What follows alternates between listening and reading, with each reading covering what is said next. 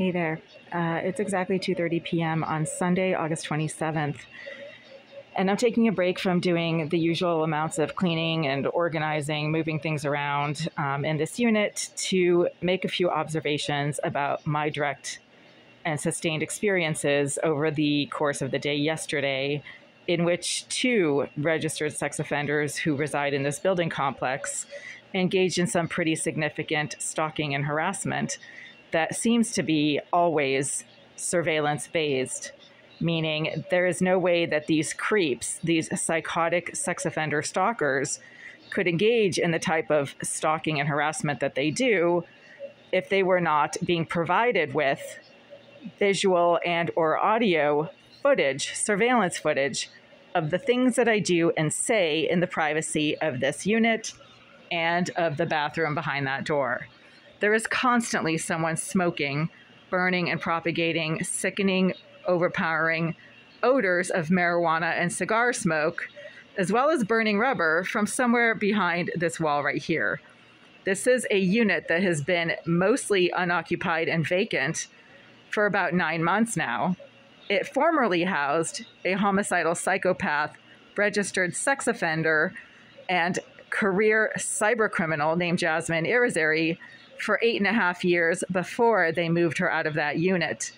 She is now going on 10 years of living in this building. She was placed in the unit behind this wall in the summer of 2013 and continues to access the vacant, empty premises of the unit behind that wall for the sole purposes of engaging in the same exact pattern of stalking, harassment, and physical harm from behind that wall as she did during the 8.5 years that she lived in that unit.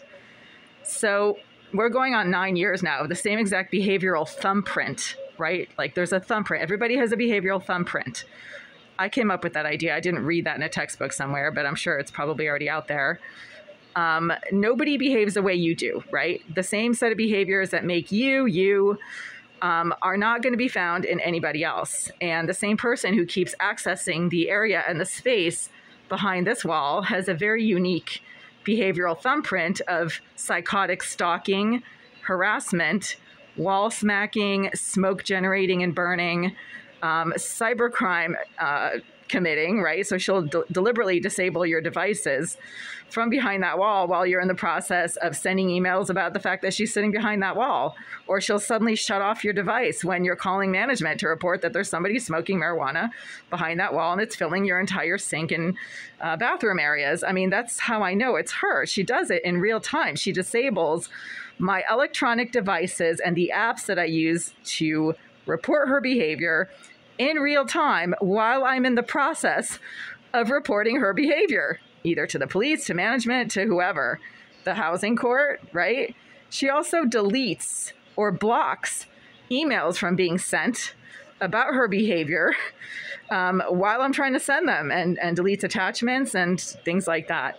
She was also blocking a lot of emails and attachments and documents that I was in the process of having to send a couple of weeks ago when there was a court hearing with the landlord regarding my tenancy. The landlord is currently trying to get me out of here because they initiated a baseless and illegal for-cause eviction against my tenancy a year ago, which was retaliatory and came just 3 months after inspectional services had taken them to court for heating issues in this unit. The Greenville group never should have filed a lawsuit against my tenancy 3 months after the city sued them or tried to sue them for issues in this unit.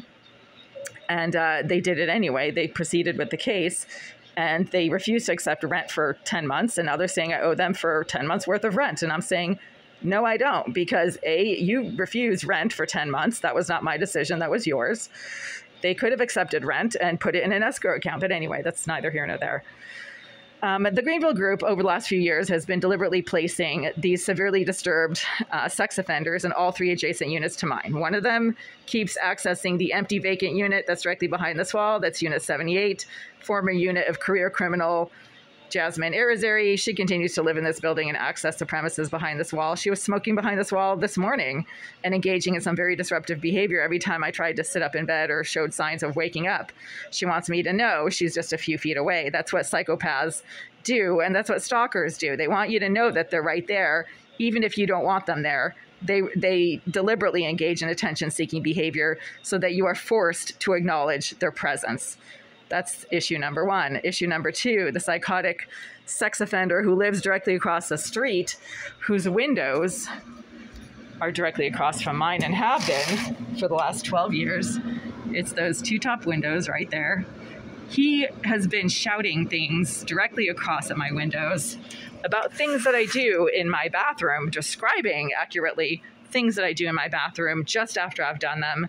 And he's been doing this for the last 10 years. And yesterday afternoon, he was walking around in the hallway outside of my door while I was in the bathroom down the hall with the door open, just trying to get some clean water and wash my hands, because the water from that tap stinks like sewage and makes me sick within just a few, like a minute or two of using it with bare hands sometimes, because there's some kind of toxic stuff that is leaching into the water from that tap for whatever reason that is not coming out of the water from the tap down the hall, which is strange because the water down the hall from the common bathroom should be the same water that comes out of this tap. But the water from this tap makes me sick all the time and smells like sewage. But the water from the tap in the bathroom down the hall does not, which goes with the freaking maintenance managers, two of them, who have suggested there is an illegal saddle valve that has been placed against the intake pipe to my kitchen tap from the bathroom of 78. And that somebody is deliberately pumping or allowing to leach toxic chemicals into my drinking water from that tap. So again, it's just that tap. So I was in the bathroom down the hall just to get some clean water, rinse my hands. And the sex offender from across the street came up the stairs, kept saying, "Oh yeah, oh yeah, oh yeah." As he was going up the stairs, I ducked back into the bathroom, even though I was actually going out into the hallway to come back to this unit. He was walking around outside of this door. When I stepped out of the bathroom, I stepped back into the bathroom. I don't think he saw me, but I saw him. And he was walking with a distinct limp. I was close enough to see him. It's the same creep that's been screaming and shouting stuff at my windows about what I do in my bathroom for 10 years now. And he proceeded to sort of wander up and down the hallway, looking around as if he wasn't sure where to go. I couldn't tell if he was invited by somebody on this floor to go hang out with them for the afternoon, and that's why he was actually in this building. I also don't know how he actually managed to get into the building, because as far as I know, he lives across the street, not in this building. But anyway, he was wandering around outside of my door, and he kept saying, "Oh yeah, oh yeah, oh yeah," like really loud, and I wasn't sure what was going on. So I hung out in the bathroom until he had gone around the corner, and then he was standing around the corner from the bathroom looking around. So I don't think he belongs in this building. Then in the evening, I used the bathroom, common bathroom down the hall, just to quickly use the facilities in that bathroom, because using the facilities in this bathroom always cause a sex offender directly next door in 88 to get aggressive against the shared wall. When I come out of the bathroom, he starts smacking the wall. And the thug directly below in 76 also likes to make violent banging noises when I'm actually sitting on the toilet and doing certain things on the toilet, but not others. And this creep directly below in 76 is the main violent banging person. Like, he makes the most banging noises, followed by the creep in 88. And the banging noises are not accidental. It's when I do certain things but not others, and it's usually when I do things that they think I might not want other people to know about, such as using my toilet, such as picking my nose, or picking anything, like picking my armpits, picking my wedgie. They make violent banging noises to let me know they can see that I'm doing things that I might not want other people to see. It's an invasion of privacy. It's a deliberate aggression, deliberate, intrusion, and they do it all the time. The creep in 88 started shouting things at me through his door as I was coming back from using the bathroom down the hall yesterday evening, and he was making comments about things I had done in that bathroom that he should have no knowledge of, which made me realize there is some type of surveillance device being used in the bathroom down the hall. I'm not sure why. It's a real concern. It also raises some legitimate issues about child porn, because children who are guests of people on this floor use the common bathroom down the hall. They use the toilet. In fact, my nephew, who was 10 years old, came to visit me last November along with his dad. They came to this building for maybe 20 minutes just to help me take down some furniture, and he had to use the bathroom down the hall. So I know that children use the bathroom down the hall because my nephew had to use the bathroom down the hall. I told him to use that bathroom. It was just easier for him to access than to me to unlock the door and let him go into that one right there. And also, I know that there's surveillance devices in my bathroom. The sex offender across the street keeps accurately describing things that I do in the privacy of my bathroom that he should have no knowledge of. The violent banging thug directly below in 76 keeps making violent banging noises when I do certain things on my toilet, but not others. And then the creep in 88 likes to smack the wall as soon as I come out of my bathroom silently. I don't make noise. I'm trying to be really quiet and to be left alone. He keeps making violent banging noises against the shared wall when I come out of my bathroom. So there are surveillance devices, not just in my bathroom, but in the bathroom down the hall. I have excellent reason to think that that is exactly what the situation is, because the guy in 88 last night accurately described things that I did on the toilet in the bathroom down the hall, even though he should have had absolutely no knowledge of that. So my point is, these people are desperate. They're psychotic. They are criminals, and they have no life, like nothing going on. So they desperately latch onto anyone around them that has something that they might want. I can't possibly imagine what I have that these people want. I mean, I'm not saying I'm some shining superstar of awesomeness. I am not a shining superstar of awesomeness. And I just came up with that. I'm not sure where that came from. So, I'm not a celebrity. I'm not a fashion model. I'm not a news person or political figure or sports star or anything like that. I'm just a 50-year-old single white female. I think there was a movie called Single White Female. I don't think she was 50 in the movie, though. I think it had Bridget Fonda and Jennifer Jason Leigh in it, and one of them was a psychopath. Oh, hey, that sounds familiar. There's a psychopath that's a female that's constantly sitting behind that wall. But anyway, I'm a single white female, just trying to, make it through life, basically. I'm pretty content. I don't want children. I never wanted children. So people who keep harassing me by shoving their kids at me, I'm not interested. I couldn't care less. Go mind your own business and get a life, you pathetic dipshits. Same thing with dogs. I'm not really a dog person. I prefer cats. I actually had a bunch of hamsters, so I'm actually a rodent person. So if you want to make me sad and jealous and weepy about your pets, show me a hamster, okay? And I have friends. My friends are all just like me. I love my friends because they're all around my age and they're all in the same situation as me, and we have a lot in common. So there's that. I'm not desperately trying to be in a relationship. I have these amazing sort of divine connections, meaning you meet somebody in the physical space that you're in, but you have a connection that is already there. You feel like you've known this person for a long time, even if you've just met them, and there's a connection and you get along right away. I mean, I've had a lot of these. So it doesn't necessarily lead to marriage, because obviously I'm not married, but I'm not really interested in getting married given what's out there. And finding a divine connection is not something that you determine. It's either there or it's not. And with 99.999% of people who cross my path, I do not have any kind of a divine connection. Those are rare. And they're usually with people that you have some type of similar, like vibrational or spiritual similarity to, who are a lot like you. That's why you feel like you already know them, even when you've just met them for, a minute or two, because you're similar. You're very much alike. So there's that vibrational similarity that you're picking up on, and it gives the connection, its own sort of zip code. Let's put it that way. But, and to get to my point of this video, the people in this building are severely disturbed. They have nothing going on. They're a bunch of low-life scum, criminal dirtbags, and they desperately latch onto people who have something that they want, and they will not let these people alone. I am one of them. I don't know if they're doing this to anyone else.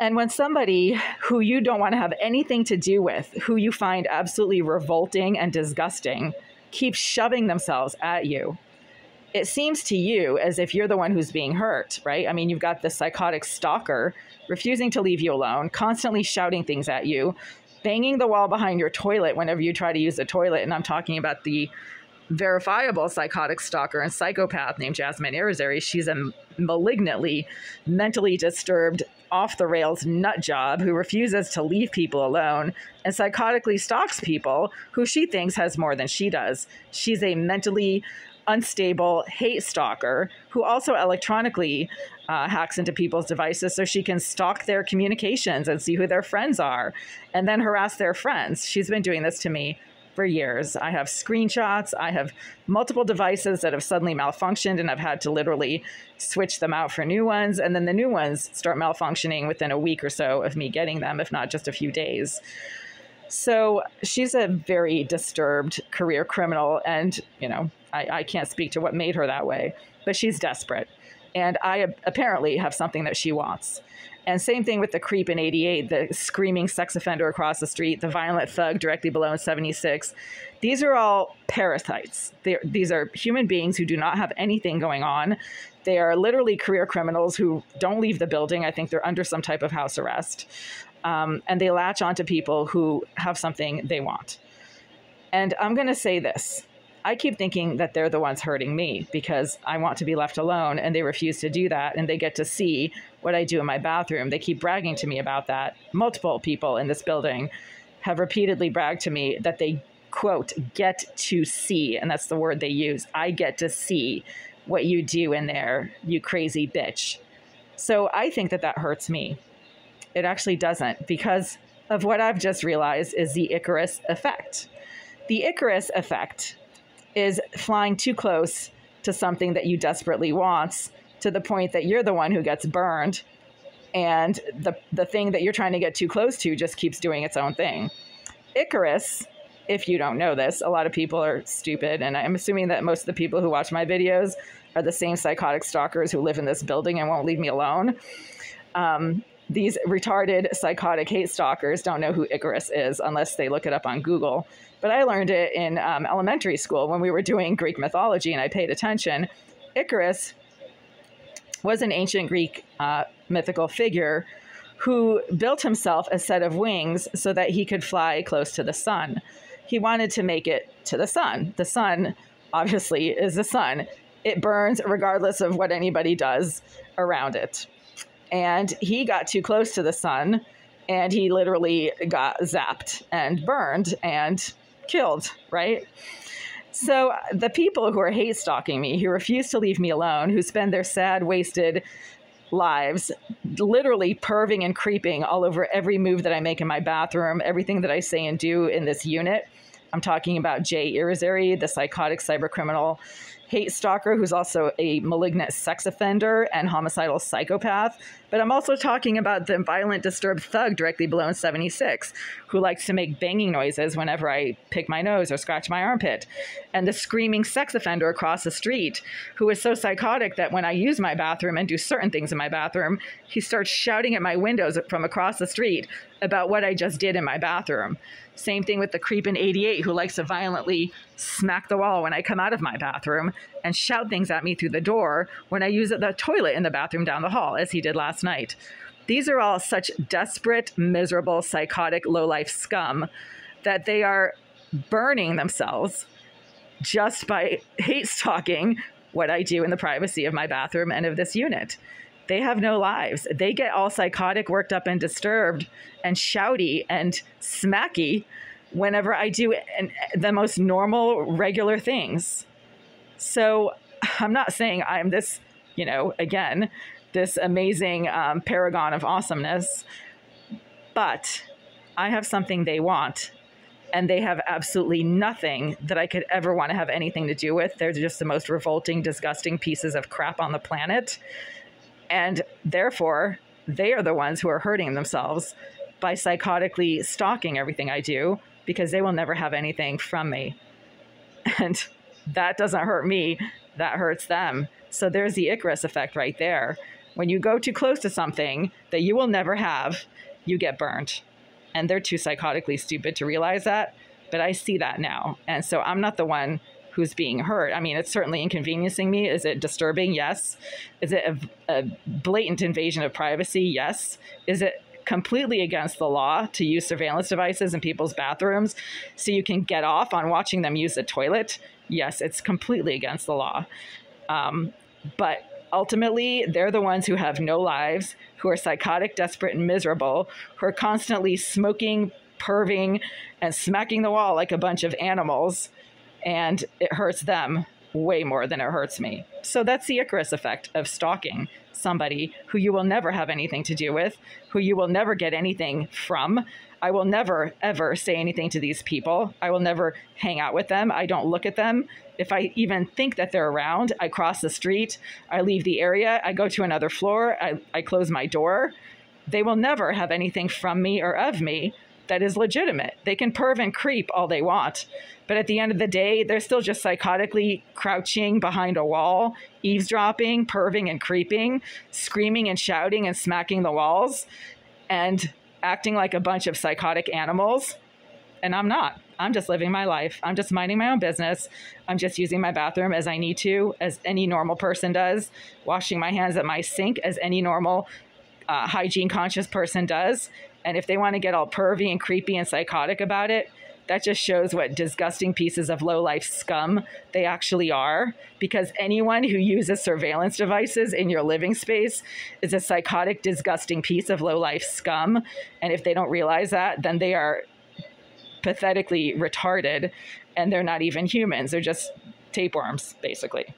So again, the ICARUS effect is them being burned constantly, forced to act like a bunch of psychotic, screaming, wall-banging animals whenever I try to do normal things in my bathroom and in my living space.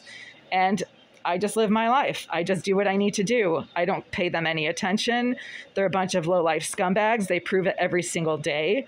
And at the end of the day, I'm not the one who's burned. They are. Sad for them.